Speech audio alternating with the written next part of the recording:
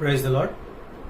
ఈరోజు ధ్యానం నిమిత్తము దేవుని వాక్యం నుండి ఎఫెసీలకు రాసిన పత్రిక 6వ అధ్యాయము 10వ వచనం నుండి 24వ వచనాల వరకు ఉన్నటువంటి దేవుని వాక్యాన్ని ధ్యానం చేద్దాము. ఎఫెసీలకు రాసిన పత్రిక 6వ అధ్యాయము 10వ వచనం నుండి. తుదకు ప్రభు యొక్క మహాశక్తిని బట్టి ఆయన యందు బలవంతులైనడి, మీరు అపవాది తంత్రములను ఎదిరించుటకు శక్తిమంతులగునట్లు దేవుడిచ్చు సర్వాంగ కవచమును ధరించుకొనుడి. ఏలయనగా మనము పోరాడునది శరీరులతో కాదు గాని ప్రధానులతోనూ అధికారులతోనూ ప్రస్తుత అంధకార సంబంధులకు లోకనాథులతోనూ ఆకాశ మండలమందున్న దురాత్మల సమూహములతోనూ పోరాడుచున్నాము. అందుచేతను మీరు ఆపద్దినమందు వారిని ఎదిరించుటకు సమస్తము నెరవేర్చిన వారై నిలుకడగా శక్తిమంతులగునట్లు దేవుడిచ్చు సర్వాంగ కవచమును ధరించుకొనుడి. ఎఫెసీలకు రాసిన పత్రిక 6 అధ్యాయాల్లో మొదటి 3 అధ్యాయాలు యేసు ప్రభునందు విశ్వాసం ఉంచినటువంటి వారికి ఉన్న స్వాస్థ్యం గురించి మొదటి 3 అధ్యాయాల్లో పౌలు గారు తెలియజేయడాన్ని మనం గమనిస్తాము. తర్వాత 4, 5, 6 వచనాల్లో మనం ఏ విధంగా విశ్వాసములో కొనసాగాలి, మనం నడవలసినటువంటి విధానాన్ని గురించి పౌలు గారు తెలియజేస్తారు. మొదటి 3 అధ్యాయాలు సిద్ధాంతపరమైన విషయాల్ని తెలియజేస్తారు. ఆ తర్వాత 4, 5, 6 వచనాలు ప్రాక్టికల్, మనము వ్యక్తిగత జీవితంలో విశ్వాస జీవితంలో ఏ విధంగా కొనసాగాలి అన్న విషయాన్ని ఆయన తెలియజేయడాన్ని మనం గమనిస్తాం. ఈ చివరి భాగంలో పౌలు గారు ఒక పోరాటాన్ని గురించి మనకు జ్ఞాపకం చేస్తుండడాన్ని మనం గమనిస్తాం. మనకు తెలుసు, పౌలు గారు ఈ యొక్క పత్రిక రాసినప్పటికీ ఆయన చెరసాలలో ఉన్నారు. రోమన్ ఇంప్రిజన్మెంట్లో ఉన్నప్పుడు 4 పత్రికలు ఆయన రాసినట్లుగా మనం చూస్తాము. ఎఫెసీలకు రాసిన పత్రిక, ఫిలిప్పీలకు రాసిన పత్రిక, కొలస్సీలకు రాసిన పత్రిక, ఫిలెమోన్. ఈ 4 పత్రికలు కూడా చెరసాలలో ఉంటూ పౌలు గారు రాశారన్నటువంటి విషయాన్ని మనం గమనిస్తాం. ఆయన తన చుట్టూ ఉన్నటువంటి, తనకు కాపలాగా ఉన్నటువంటి సోల్జర్స్ ని ఆయన గమనిస్తున్నాడు. రోమన్ సోల్జర్స్ వారు ఏ విధంగా ఉంటారు, వారి యొక్క వస్త్రధారణ, వేషధారణ ఏ విధంగా ఉంది అన్న విషయాన్ని గురించి ఆయన ప్రతిరోజు గమనిస్తున్నటువంటి వారుగా ఉంటూనే అదే విషయాన్ని విశ్వాస జీవితానికి ఆయన పోలుస్తూ ఈ యొక్క భాగంలో విశ్వాసులు చేయవలసినటువంటి పోరాటాన్ని గురించి, యుద్ధాన్ని గురించి ఇక్కడ ఆయన తెలియజేయడాన్ని మనం గమనిస్తాం. తుదకు ప్రభు యొక్క మహాశక్తిని బట్టి ఆయన యందు బలవంతులైనడి, మీరు అపవాది తంత్రములను ఎదిరించుటకు శక్తిమంతులగునట్లు దేవుడిచ్చు సర్వాంగ కవచమును ధరించుకొనుడి అని ఇక్కడ పౌలు గారు తెలియజేస్తున్నాడాన్ని మనం గమనిస్తాం. మనకి యేసు ప్రభు వారి యందు మనం విశ్వాసం ఉంచక ముందు అపవాది యొక్క స్వాధీనంలోనే ఉన్నాము. అపవాది ఏం చెప్తే అది చేసేవారుగా మానవులందరూ ఉన్నారు. ఏ రోజైతే మనం యేసు ప్రభు వారిని స్వంత రక్షకుడుగా, ప్రభువుగా అంగీకరించామో అప్పుడు మనం దేవుని యొక్క సైడ్ వచ్చాము, దేవుని వైపుకి వచ్చాము. అపవాది మనకు శత్రువు అయ్యాడు. అప్పటి నుండి అపవాది మన మీద అటాక్ చేస్తూనే ఉంటాడు. మనము దేవుని యొక్క మార్గాల్లో నడవకుండా దేవుని మార్గాల నుండి దూరంగా వెళ్ళడం కొరకైన ప్రయత్నాన్ని అపవాది మన విషయంలో ఎప్పుడు చేసేవాడుగా ఉంటాడన్నటువంటి విషయాన్ని మనం గమనించాలి. అపవాది మనకి ఇప్పుడు శత్రువు అన్నటువంటి విషయము మనం గమనించాలని దేవుని వాక్యం మనకు తెలియజేస్తుంది. అయితే అపవాది సాతాను అనేటువంటి మాట కూడా మనం చూస్తాం. మన మీద నేరారోపణ చేసేటువంటి వాడు. దేవుని వాక్యంలో అనేక సందర్భాల్లో, యోబు గ్రంథంలో కావచ్చు లేదా జకర్యా గ్రంథం 3వ అధ్యాయంలో కావచ్చు, నేరారోపణ చేసేటువంటి వ్యక్తిగా, మన మీద దోషము మోపేటువంటి వ్యక్తిగా అపవాది ఉన్నాడు అన్న విషయాన్ని మనం గమనిస్తాం. అపవాది రియల్ అన్న విషయాన్ని దేవుని వాక్యంలో మనం చూస్తాం.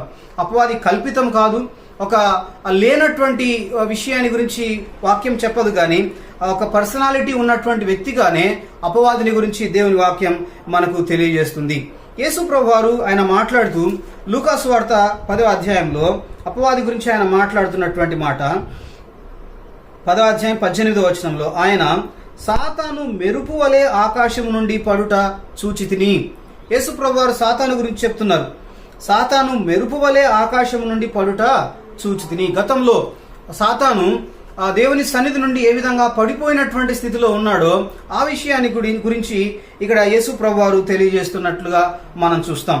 అంతేకాకుండా యెషయా గ్రంథంలో అయితేనేమి, ఎహెచ్కేలు గ్రంథంలో అయితేనేమి అపవాది గురించి తెలియజేయబడినటువంటి సందర్భాలు మనం గమనిస్తాం. దేవుడు అనేక మంది దూతల్ని కలుగజేసినప్పుడు అపవాది కూడా ఒక గొప్ప దూతగా ఉన్నాడన్నటువంటి విషయాన్ని మనం చూస్తాము. అయితే అపవాది దేవునితో సమానంగా ఉండడం కొరకు ప్రయత్నం చేసి దేవుని చేత నెట్టివేయబడినట్లుగా పాతాళమునకు తోసివేయబడినట్లుగా మనం చూస్తాం. యెషయా గ్రంథం 14వ అధ్యాయం 14వ వచనంలో మనం చదివినట్లయితే, మేఘమండలం మీదికి ఎక్కెదను, మహోన్నతునితో నన్ను సమానునిగా చేసుకుందునని నీవు మనసులో అనుకుంటివి కదా.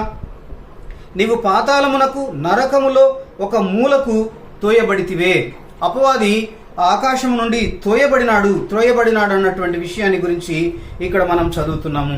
ఆ విధంగానే యెహెజ్కేలు గ్రంథం 28వ అధ్యాయంలో కూడా అపవాది గురించి చెప్పబడినటువంటి మాట 17వ వచనంలో, నీ సౌందర్యము చూచుకొని నీవు గర్వించిన వాడవై, నీ తేజస్సు చూచుకొని నీ జ్ఞానమును చెరుపుకొంటివి, కావున నేను నిన్ను నేలను పడవేసేదను. ఈ మాట అపవాది గురించి చెప్పబడినటువంటి మాటలుగా మనం గమనిస్తాము. కాబట్టి అపవాది దేవుని సన్నిధిలో నుండి కొట్టివేయబడినట్లుగా లేదా త్రోసివేయబడ్డాడు అన్నటువంటి విషయాన్ని మనం గమనిస్తాం.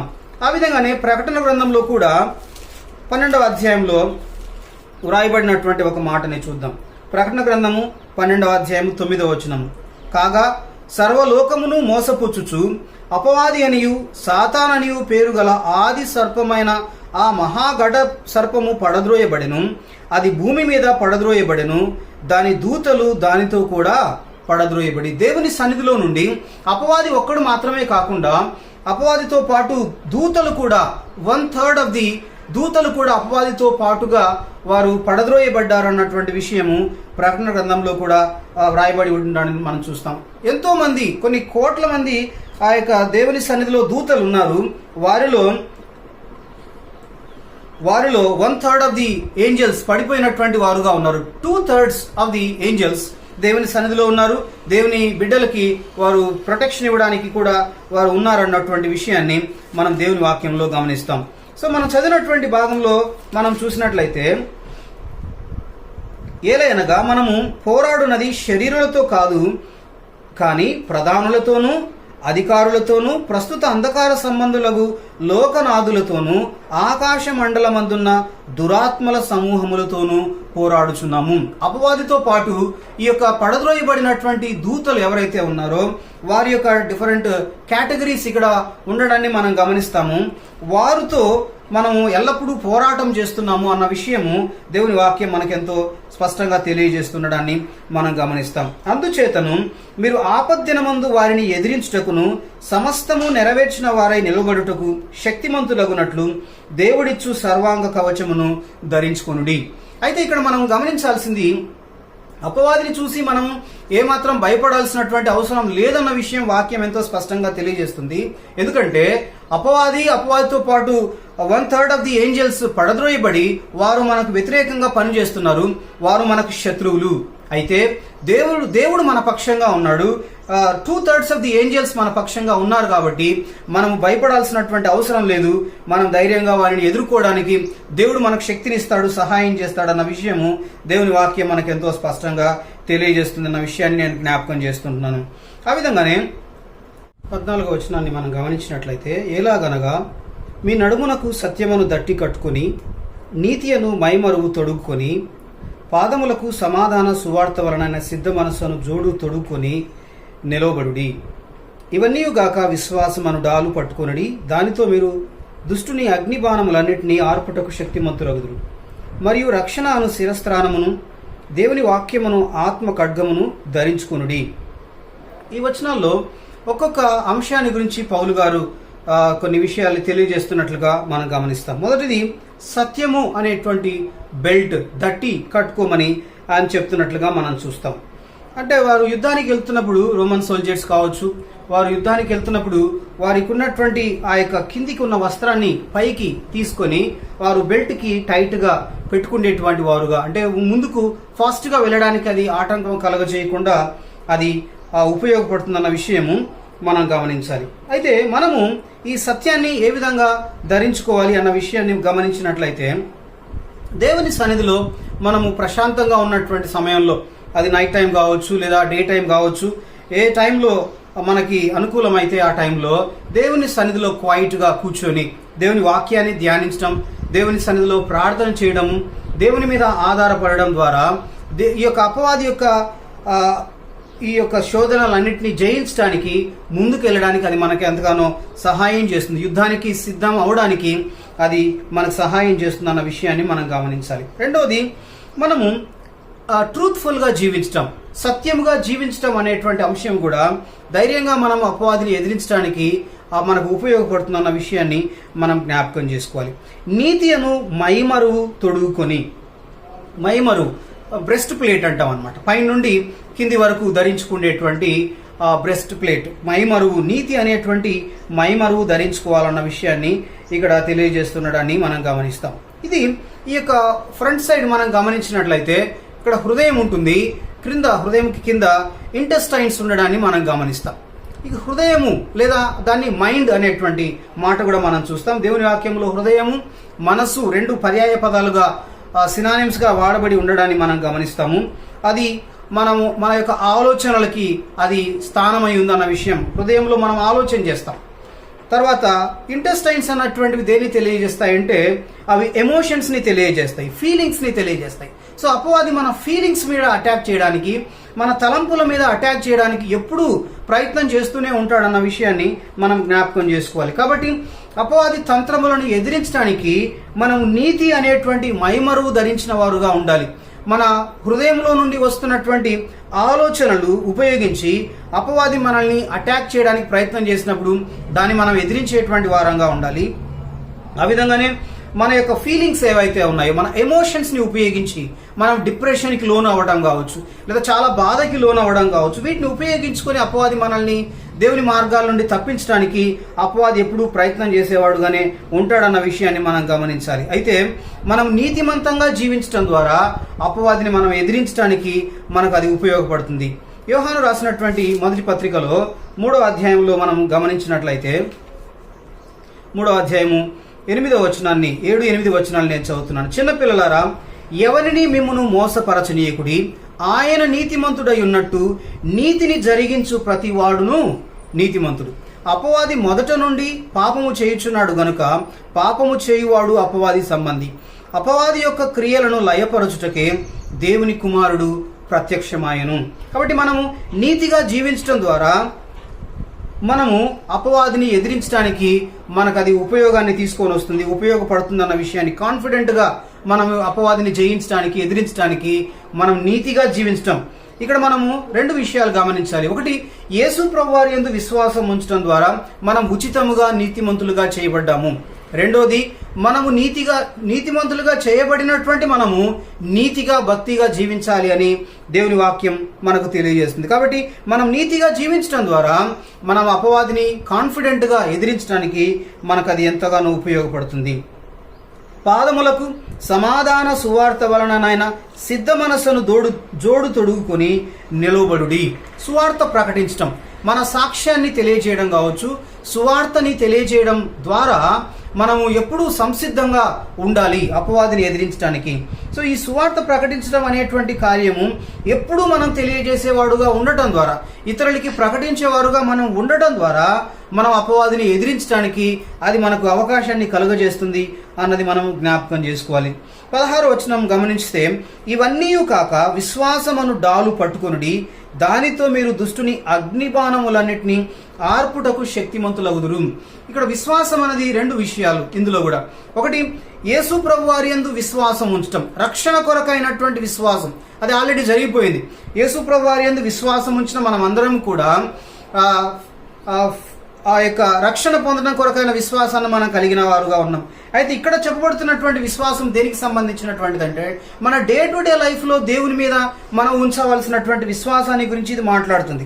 దేవుని వాక్యాన్ని, దేవుని యొక్క వాగ్దానాలని నమ్మటం ద్వారా, దేవుని యొక్క శక్తిని నమ్మటం ద్వారా మనము అపవాదిని ఎదిరించడానికి అది మనకు ఎంతగానో సహాయం చేస్తుంది అన్న విషయము మనం గమనించాలి. ఆ విధంగానే యూనిటీ ఇన్ ద బ్యాటిల్, మనం ఒక్కరమే కాకుండా యేసు ప్రభు వారి యందు విశ్వాసం ఉంచిన వారందరూ కలిసి, నాకు ఇబ్బంది ఉన్నప్పుడు, నేను యొక్క డిప్రెషన్కి లోనైనప్పుడు, బాధలో ఉన్నప్పుడు ఇతరుల విశ్వాసాన్ని కలిసి మనం ప్రార్థన చేసుకుందామని ఒకరితో ఒకరి కలిసి ప్రార్థన చేసుకోవడం ద్వారా అది మనకి ఎంతో శక్తినిస్తుంది, అది మనకు సహాయంగా ఉంటుంది.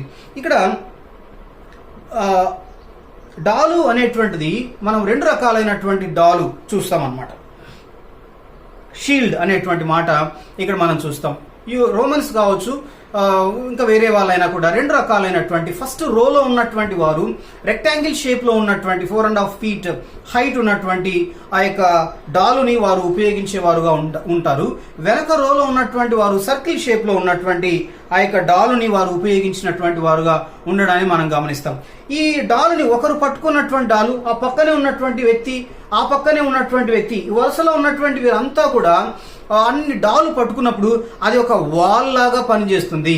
అపవాది నుండి లేదా శత్రువు నుండి వచ్చేటువంటి ఆ యొక్క బాణములన్నింటినీ కూడా ఎదిరించడానికి అది ఎంతగానో మనకి ఉపయోగపడేటువంటిదిగా ఉంటుంది అన్న వాస్తవాన్ని ఇక్కడ దేవుని వాక్యం మనకు తెలియజేస్తుంది.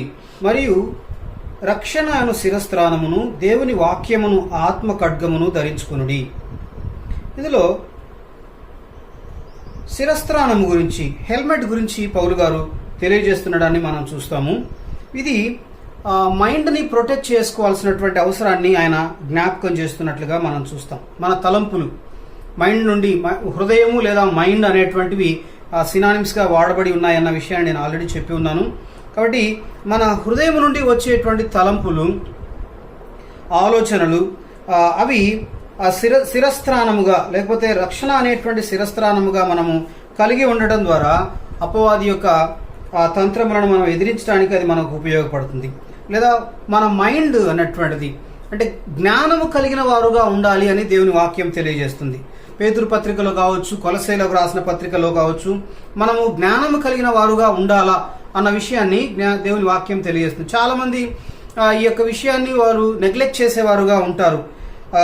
మనకి అంటే దేవుని వాక్యాన్ని చదవాలి, లేకపోతే మన హృదయంలో దేవుని వాక్యాన్ని పెట్టుకోవాలన్నటువంటి అంశాన్ని కొంతమంది నెగ్లెక్ట్ చేసేవారుగా ఉంటారు.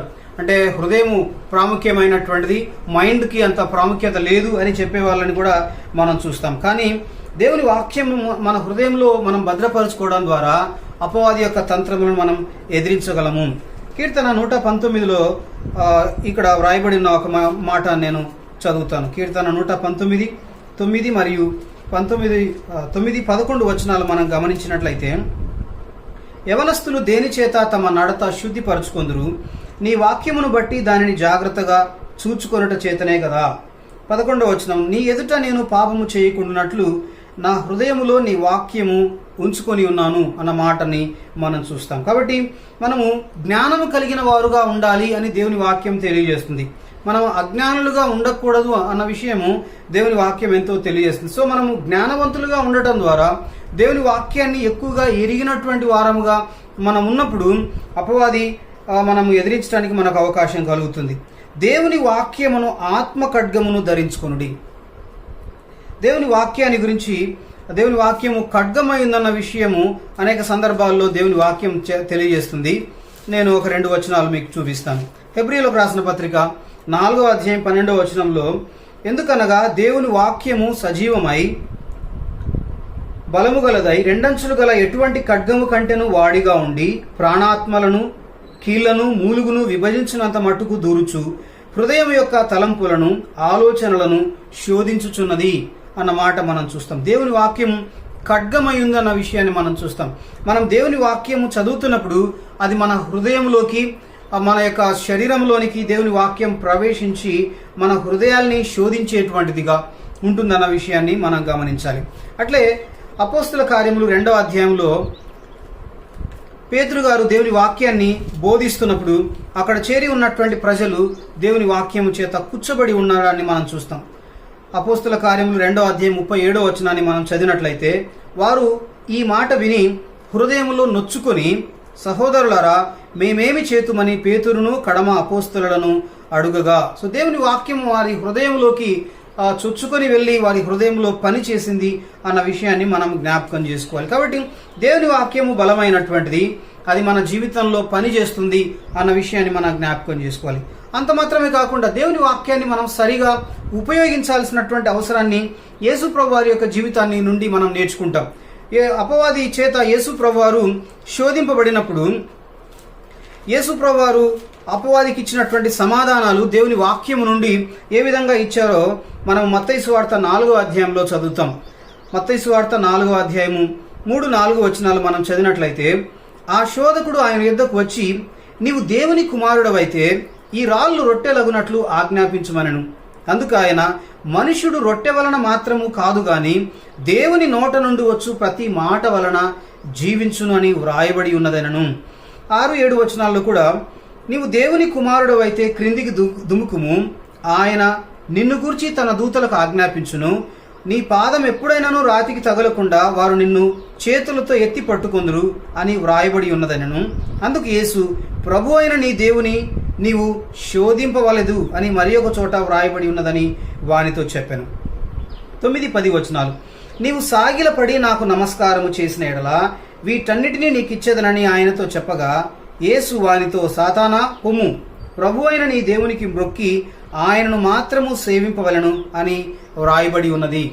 ఈ విధంగా అపవాది శోధించినప్పుడు యేసు ప్రభువారు దేవుని యొక్క వాక్యాన్ని ఉపయోగించి అపవాదిని ఎదిరించడాన్ని మనం గమనిస్తాం. కాబట్టి మనకు కూడా అపవాది ఏ రకంగా మనల్ని శోధిస్తున్నాడో ఆ సందర్భానికి తగినట్లుగా దేవుని వాక్యాన్ని ఉపయోగించి మనము అపవాదిని జయించడానికి మనము అలవాటు చేసుకోవాలి, నేర్చుకోవాలి అన్న విషయాన్ని యేసు ప్రభువారి యొక్క జీవితం నుండి మనం నేర్చుకుంటాం.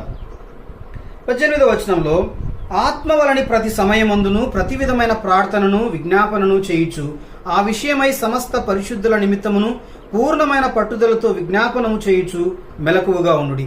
మరియు నేను దేని నిమిత్తము రాయబారిన సంఖ్యలలో ఉన్నానో ఆ సువార్త మర్మమును ధైర్యముగా తెలియజేయుటకు నేను నోరు తెరుచున్నప్పుడు దానిని గూర్చి నేను మాట్లాడవలసినట్లుగా ధైర్యంతో మాట్లాడుటకై వాక్శక్తి నాకు అనుగ్రహింపబడినట్లు నా నిమిత్తమును పూర్ణమైన పట్టుదలతో విజ్ఞాపన చేయుచు మెలకువగా ఉండుడి. ఇంకొక అంశాన్ని ఇక్కడ పౌలు గారు తెలియజేస్తున్నారు. ప్రార్థన చేయాల్సినటువంటి అవసరాన్ని తెలియజేస్తున్నారు. మనం ప్రార్థనలో యేసు ప్రభు వారి మీద ఆధారపడడం ద్వారా అపవాదిని ఎదిరించడానికి అది మనకు ఎంతో శక్తినిస్తుంది, ఎంతో దేవుని యొక్క సహాయాన్ని మనకు అనుగ్రహిస్తుంది అన్న విషయాన్ని మనం జ్ఞాపకం చేసుకోవాలి. అంతేకాకుండా సువార్త ప్రకటించడానికి, సువార్త మర్మాన్ని ధైర్యంగా తెలియజేయడానికి పౌలు గారి కొరకు ప్రార్థన చేయమని ఆయన రిక్వెస్ట్ చేస్తున్నాడని కూడా ఈ యొక్క భాగంలో మనం చదువుతాం. 21 నుండి మనం చదివినట్లయితే, మీరును నా క్షేమ సమాచారం అంతయు తెలుసుకున్నటకు నా ప్రియ సహోదరుడును ప్రభువునందు నమ్మకమైన పరిచారకుడు నాయన తుకీకు నా సంగతులన్నీ మీకు తెలియజేయును. మీరు మా సమాచారము తెలుసుకున్నటకును అతడు మీ హృదయములను ఓదార్చుటకును అతనిని మీ యొద్దకు పంపితిని. తండ్రి అయిన దేవుని నుండి ప్రభు అయిన యేసుక్రీస్తు నుండి సమాధానమును విశ్వాసముతో కూడిన ప్రేమయును సహోదరులకు కలుగునుగాక. మన ప్రభు అయిన యేసుక్రీస్తును శాశ్వతమైన ప్రేమతో ప్రేమించు వారికి అందరికీ కృప కలుగునుగాక. తుకీకు పౌలు గారి యొక్క సహాయకుడుగా, పౌలు గారు చెప్పినటువంటి మాటల్ని లెటర్లో రాసేటువంటి వ్యక్తిగా తుకీకు రైటర్గా ఉన్నాడన్న విషయాన్ని మనం చూస్తాము. ఆయన తుకీకు ద్వారా ఆ లెటర్ రాయించి ఆయన చేతనే ఎఫెసీ సంఘానికి ఆ ఉత్తరాన్ని పంపించి ఉండడాన్ని మనం గమనిస్తాం. చివరిగా మనము అపవాదికి భయపడాల్సినటువంటి అవసరం లేదు. ఎందుకంటే దేవుడు మన పక్షంగా ఉన్నాడు. 2/3 ఆఫ్ ది ఏంజల్స్ మన వైపుగా ఉండడం కొరకు దేవుడు నియమించాడు. కాబట్టి అపవాదికి మనం భయపడాల్సినటువంటి అవసరం లేదు. మన పక్షంగా ఉన్నవాడు అపవాది కంటే గొప్పవాడు అన్న విషయాన్ని మనం జ్ఞాపకం చేసుకొని మనం ధైర్యంగా అపవాదిని ఎదిరించడానికి మనం ముందుకెళ్లాలని దేవుని వాక్యం తెలియజేస్తుంది. మనం డైరెక్ట్గా అపవాదితో పోరాడాల్సిన అవసరం లేదు. ఎందుకంటే యేసు ప్రభు వారు మన పక్షంగా ఉన్నారు. మనల్ని చూసి అపవాది భయపడడు. మన పక్షంగా ఉన్న యేసు ప్రభు వారిని చూసి అపవాది భయపడేవాడుగా, పారిపోయేవాడుగా ఉంటాడు. కాబట్టి మనము అపవాదిని ఎదిరించడానికి దేవుని పక్షంగా, దేవుని ద్వారా, దేవుని యొక్క సహాయం వలన మనం అపవాది ఎదిరించడానికి మనకు అది ఎంతగానో సహాయం చేస్తుందన్న విషయాన్ని నేను మీకు తెలియజేస్తున్నాను. పరిశుద్ధమైన తండ్రి, మీ పరిశుద్ధమైన నామానికి వందనాలు చెల్లిస్తున్నాము. అపవాదిని ఎదిరించడానికి మీరు మాకు ఇచ్చిన సర్వాంగ కవచాన్ని బట్టి వందనాలు చెల్లిస్తున్నాం. దాన్ని సరిగా ఉపయోగించుకోవడానికి మీ కృప మాకు అనుగ్రహించమని ప్రార్థన చేస్తున్నాం. మేము విజయవంతమైన జీవితాన్ని జీవించడం కొరకై పరిశుద్ధాత్మ దేవుని యొక్క సహాయాన్ని మాకు అనుగ్రహించండి. ఎఫెసీ పత్రికని ముగించడానికి మీరు మాకు చేసిన సహాయాన్ని బట్టి మీకు కృతజ్ఞతలు, వందనాలు చెల్లిస్తున్నాం. యేసు ప్రభువారి పరిశుద్ధమైన నామంలో స్తుతించి ప్రార్థించి వేడుకొనుచున్నాము తండ్రి. ఆమేన్.